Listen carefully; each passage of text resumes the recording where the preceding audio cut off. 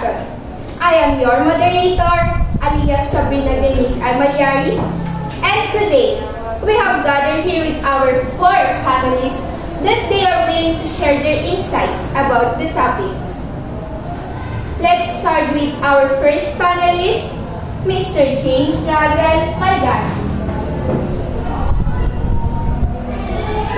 Followed by Miss Lovely Rose Rodrigo.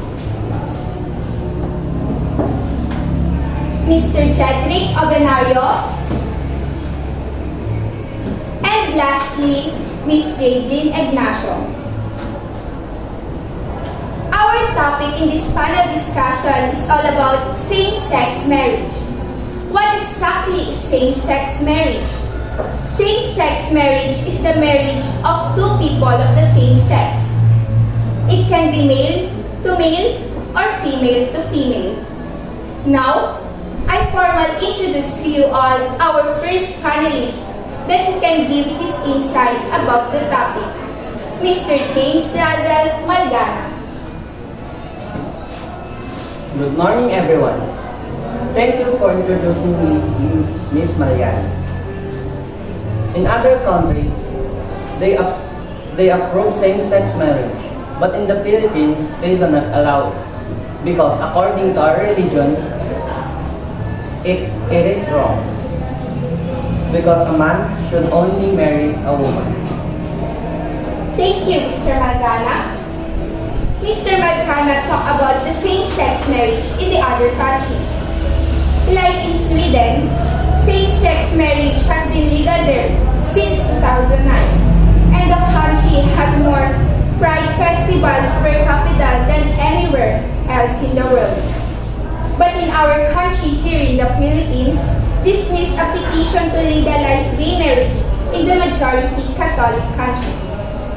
On the other hand, let's hear what our second panelists think of the same situation. Miss Lovely Rose Rodrigo, the floor is yours. Good morning, everyone, and have a blessed day. And also thank you for Miss Malyari for introducing me. Same-sex marriage is a marriage between partners of same gender of identity. Same-sex marriage is the practice between two men or two women. Although same-sex marriage has been regulated through law, religion, and custom in most countries of the world. The legal social responses have ranged from celebration on the one hand to criminalization on the other.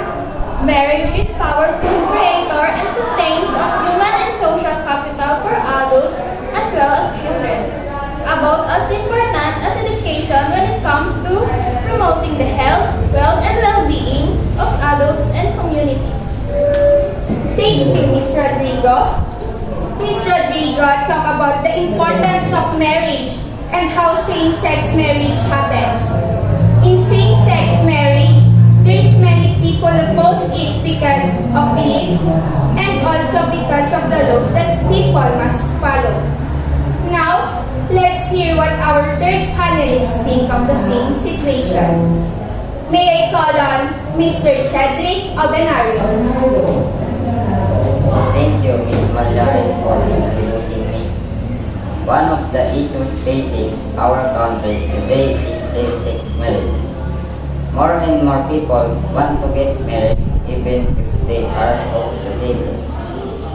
This issue continues to be debated till now as many still disagree with it.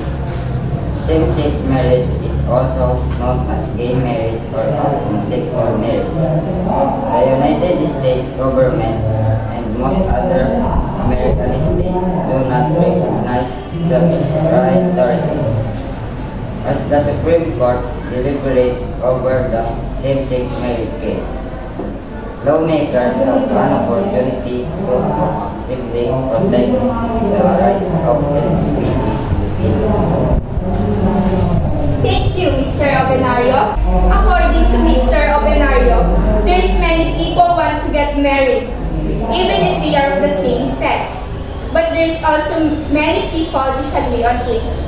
The LGBTQ members can do now is wait for the government's decision to allow in their country and they need to also to protect their rights as a person. For our last panelist, Miss Aileen Ignacio. Miss Ignacio, you may now state your views. Good morning, everyone, and thank you, Ms. Manjari, for giving me.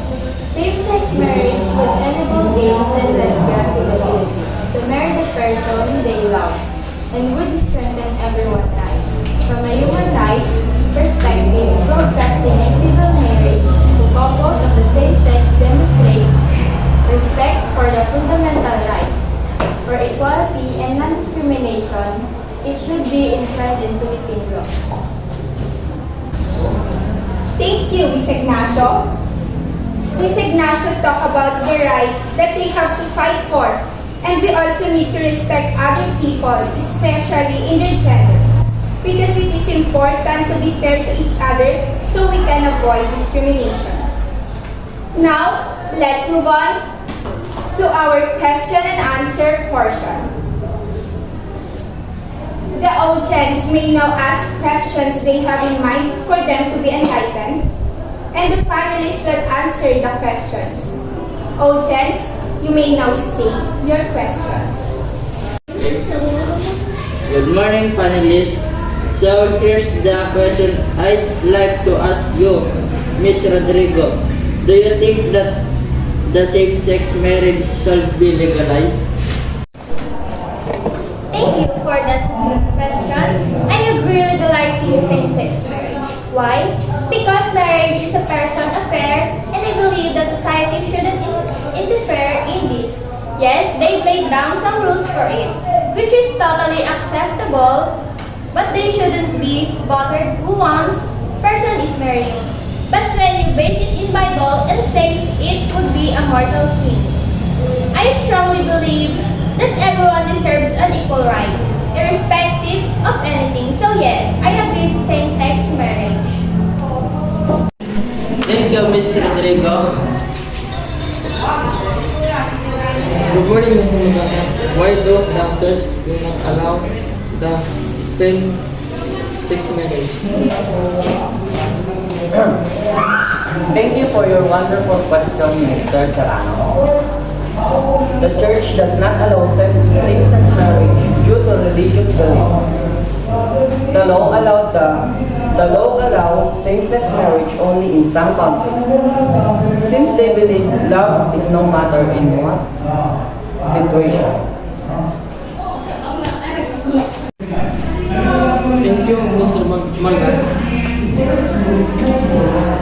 Good morning, Ms. Ignacio. What is your opinion about same-sex marriage? Thank you for that wonderful question, Mr. Kalma.